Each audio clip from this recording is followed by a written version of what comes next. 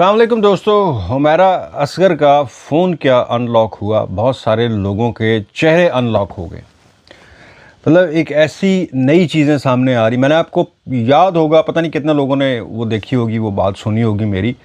मैंने आपको कहा था कि ये एक ऐसा पेचीदा केस साबित होगा कि आपको याद रहेगा हमेशा कि ये भी कोई केस हुआ था। हालांकि इसमें अब तक किसी के ख़िलाफ़ कत्ल का मुकदमा दर्ज नहीं हुआ, लेकिन यकीन करें कि इतने चेहरों के ऊपर सवालिया निशान पड़ता जा रहा है। जो चीज़ें आगे बढ़ती जा रही हैं, लोगों के चेहरे खुल कर सामने आ रहे हैं। उसका फ़ोन अनलॉक होने से बहुत सारे चेहरे अनलॉक हो गए। अब आपको ये सुनकर बड़ी हैरानगी होगी, हुमैरा असगर जो है, उनका बताया जा रहा है कि जी 7 अक्टूबर को उनकी मौत वाक़या हो गई थी। ये फ़ोन अनलॉक होने के बाद मैं वो बता रहा हूँ जो इन्वेस्टिगेशन में जो चीज़ें सामने आ रही हैं। अब सबसे पहले इस बात पर आ जाएं, वो बेचारी लोगों से बात करने के लिए तड़प रही थी। कुछ लोगों से मरने से पहले उसने 3 दिन तक पहले 10 लोगों को उसने मैसेज किया कि I want to talk to you.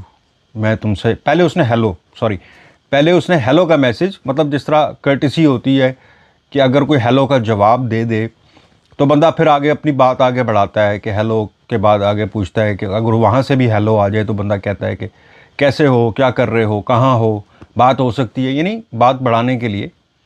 और उसने हेलो का मैसेज किया 10 लोगों को, जिनमें काफ़ी नाम है। कोई इमरान है, कोई कुछ है, लेकिन एक नाम वो है जो उसका सगा भाई है। मतलब उसने उसको भी पहले हेलो कहा, फिर उसने देखा कि किसी का जवाब नहीं आया। 10 लोगों में से किसी एक ने भी उसको जवाब नहीं दिया। हेलो का आगे हेलो भी नहीं लिखा। और तो और भाई भी जो है वो भी, उसने भी आगे कोई जवाब नहीं दिया। अब उसने आगे बात और बढ़ाई। उसने आगे कहा कि I want to talk to you, मैं तुमसे बात करना चाहती हूँ, यह बात हो सकती है। कोई जवाब नहीं, ज़ीरो। मतलब ये भी नहीं कहा कि बिज़ी हूँ, later on, maybe some time, maybe tomorrow, maybe in the evening. Nobody replied, just a single line और अ सिंगल वर्ड।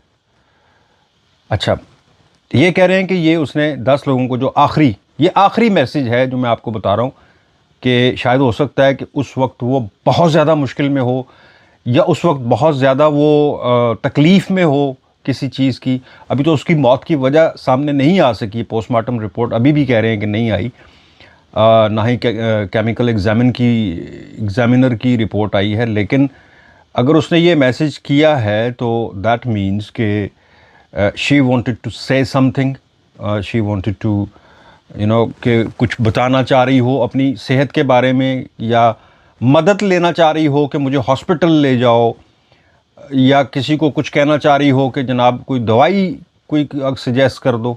सो जो सबसे ज़्यादा तकलीफ़ मुझे हुई है ना सुन के, वो उसके भाई की हुई है, जो उस दिन बड़ी तकरीरें भी कर रहा था वहाँ टीवी के सामने आके कि फ़लाँ को क्यों नहीं पूछा आपने, फ़लाँ का दरवाज़ा जो है वो क्यों नहीं खटखटाया, किसी के पास दूसरी चाबी भी हो सकती है। लानत पाओ यार, उन्हें कोई चाबी है सी नहीं सी, जो भी सी वो तो बाद में पुलिस देखती रहेगी।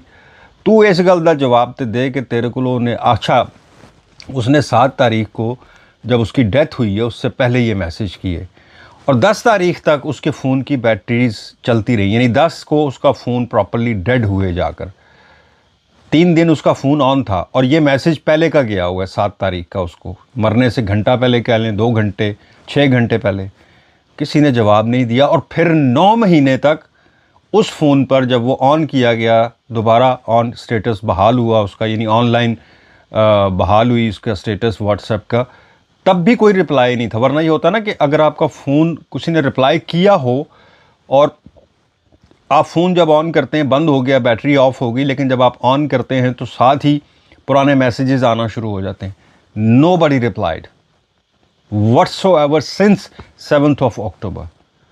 मतलब किसी ने रिप्लाई नहीं किया, इवन भाई ने भी रिप्लाई नहीं किया। किस बेबसी में उस वक़्त वो होगी, किस बेबसी में उसने मदद मांगना चाही होगी। और मेरा ख़्याल है कि उसने देखा होगा कि अगर इतनी ही बेबसी है और इतना ही नफ़रत है मेरे लिए, तो शायद उसने ख़ुद ही किसी एम्बुलेंस को कॉल करने की बजाय, या जो भी उसके साथ, पता नहीं अब वो उस वक्त, मतलब अजीब सी बात है ना कि अब जब उस रिप्लाई ही किसी को नहीं किया उसको, तो बंदा आगे से क्या अपने पास से स्पेकुलेशंस पैदा करे कि हो सकता है वो ये कहना चाहती हो सकता है वो किसी मुश्किल में हो, ये तकलीफ़ हो, वो तकलीफ़ हो। सो बहरहाल ये अभी आज ये बातें जो हैं ये पता चली हैं कि उसका फ़ोन अनलॉक होने के बाद 10 अक्टूबर तक फ़ोन खुला हुआ था, किसी बंदे ने उसको रिप्लाई नहीं किया। अब आगे आगे देखते जाएं। मैंने आपको कहा था कि जो ये केस आगे जाएगा बहुत सारे चेहरे भी बेनकाब होंगे और बहुत सारी हमारी माशरती इखलाकी जो बुराइयां हैं ना, हमारी कह लें आप बिगाड़ है हमारी, वो भी सामने आएंगे। और आगे आगे भी देखिए इंशाल्लाह आपको ऐसी ऐसी चीज़ें इसमें नज़र आएंगी और ये पेचीदगी का अपना ही एक मेयार और बद इखलाकी का भी एक अपना ही मेयार इस केस में साबित होगा। मुझे दें इजाज़त। अल्लाह हाफ़िज़।